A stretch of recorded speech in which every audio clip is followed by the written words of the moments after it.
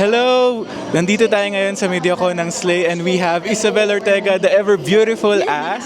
Yes, I am playing Yana Chua dito sa Slay. Yes, Hello? grabe. Ang ganda niya. Sa personal. Ilang beses na din nakita pero grabe. You look wonderful, amazing. Ito, let's play a game. Best of the best lang sa mga shows na ginawa mo. Okay. Born for You or Pusong Ligaw? Pusong ligaw. Pusong Ligaw or On the Wings of Love? Oh my God, On the Wings of Love. On the Wings of Love or Araw Gabi? On the Wings of Love. First ano ko yun eh, first project ko yun eh. Yes. First baby ko. Tumatak ka din dun. Yes. On the Wings of Love or The Gift? Ito yung paglipat mo naman sa Gift. The Gift. The Gift or What We Could Be? What We Could Be. Yes, grabe. What We Could Be or Voltas 5 Legacy? Oh my God, ang hirap. Ang hirap nito ah. Actually, Voltas 5 eh. Voltas 5 talaga is ano, milestone talaga yun Iba rin sa talaga lahat. as Jamie. Voltas 5 Legacy or Slay?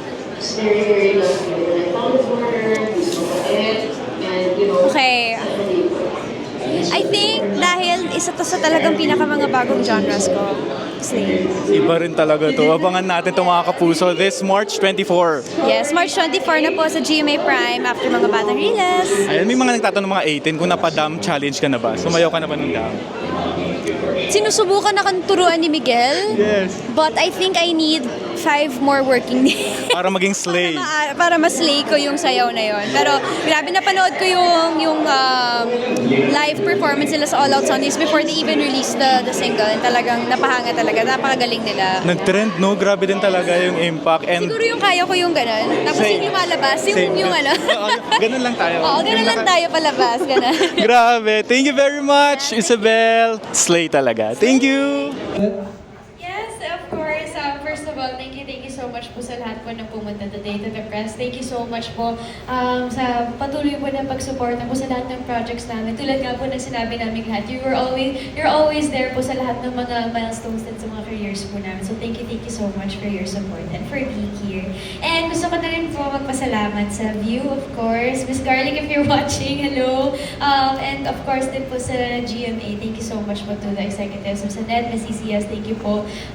To Sir RJ and to the rest of the creatives, talagang naging malaking tulong po yun na habang binubuo pa lang po yung characters ng Slay, talagang sobrang open din po ng communication nyo sa amin. And talagang mas naalagaan po namin yung mga roles namin because of your help. And of course, to Direk Rod, and shoutout na rin po kay Direk Jules for always being there to guide us and for creating such a beautiful show. Maraming salamat po for having us be a part of this. And of course, to the rest of the production, di ba? With Sir Arnel, Miss Niaz, Miss Mitzi, thank you so much po. And of course, sa tulong din po ng Sparkle, isa rin po talaga sa na-appreciate ko dito is nag-workshop po talaga kami with the help din of Sparkle to really perfect and to craft kasi tulad din ng sinabi ng mga girls, sobrang iba talaga ng mga characters namin dito.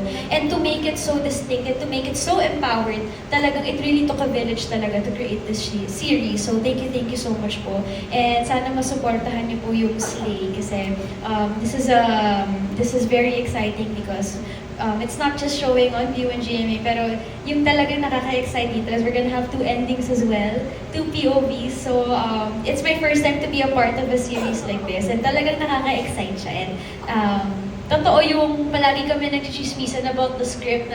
Palagi kaming nagugulat kada week whenever we see the twists and everything that's happening. And syempre, magpapasalamat na rin ako sa 3 girls that's with me here. Talagang totoo talaga, I feel like I've gained sisters. And ito pala yung pakiramdam ng may kapatid na babae na talagang nandyan para sa'yo to support you and to cheer for you. And talagang ang dami ko nakukuhang advice din from them. Kahit kay Mikey, nagbibigay din siya ng mga financial advice. Talagang all around it, pati sa buhay ko.